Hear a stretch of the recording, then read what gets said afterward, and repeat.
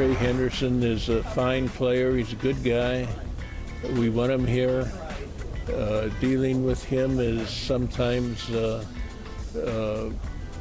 not so easy. I'm not persuaded that it isn't going to get done. As far as I'm concerned, the sooner the better. Do you think Trey deserves a raise? We offered him one, but keep in mind, Trey signed for this season. But foolishly, maybe we offered him one, but a raise. But anyway, he deserves a raise. He did well. Look, I don't want to put the reporter on blast, but the question isn't does he deserve a raise? The question is what's it going to be?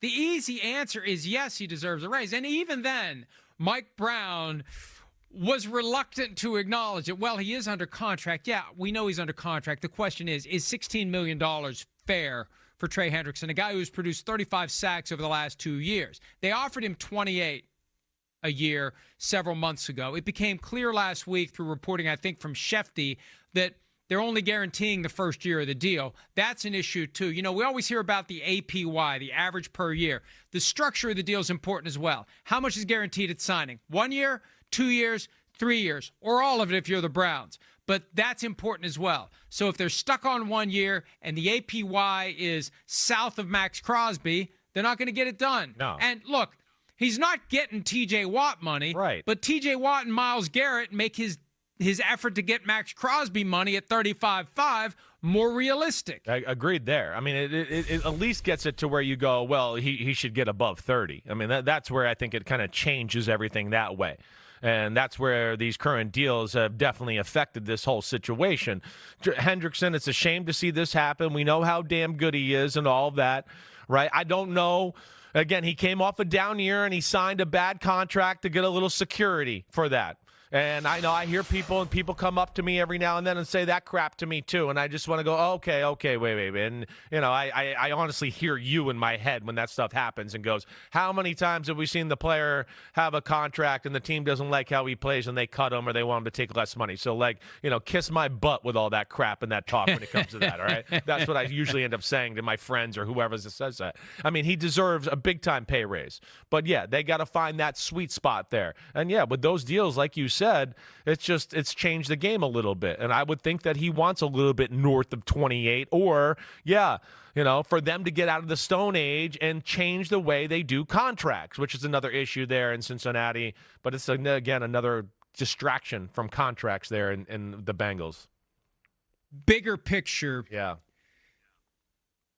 He risks becoming this year's Hassan Reddick. I've been saying that for a couple of months now because a holdout is not going to make the Bengals flinch. 49ers, we've seen it a couple of times in recent years.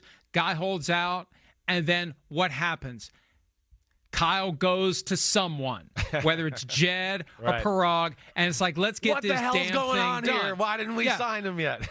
Right. In Cincinnati, they're just going to sit back and take his money at $40,000 a day. We'll gladly keep that money, and those fines are non-waivable for Trey Hendrickson. And if he wants to skip games, we'll keep his game checks. We'll stockpile all that cash. The prospect of him not being around is not going to get them to blink because for the Bengals, look, it's easy to say it's about money.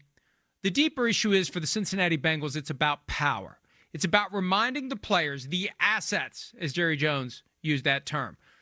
They are the cogs in the machine. The machine will be there. We own the machine. We run the machine. We pay for the machine and everything that's in it. And you are not on equal footing with us. It's why they had a ridiculous and avoidable Shamar Stewart holdout. They refused to blink on some language they were trying to cram into his contract, even though they didn't have it in Jamar Chase's contract. They didn't have it in T. Higgins' contract. They didn't have it in Amarius Mims' contract from last year. All of a sudden, they got to jam this into Shamar Stewart's contract. He holds out of the offseason program, and they're going to prove a point. And they finally got that done. Yep. Much later than they should have. This is about power. And I don't see them freaking out and blinking for Trey Hendrickson unless Joe Burrow goes scorched earth, I don't see it happen. I'm with you. It's the only way, and it is unfortunate. And I'm with you. I don't know if I see it either. I hope Trey Hendrickson can get his money. What stinks for me is what you brought up too. It's really hurting two people. I mean, it's not only hurting Trey Hendrickson and the defense and all that, but Shamar Stewart, as you heard me say in this season or in the spring too.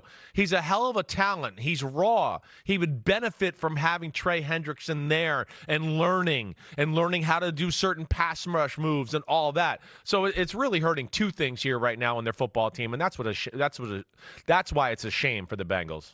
Hi, it's Mike Florio. Thanks for watching PFT on YouTube. Hit subscribe for the latest news and analysis from Pro Football Talk.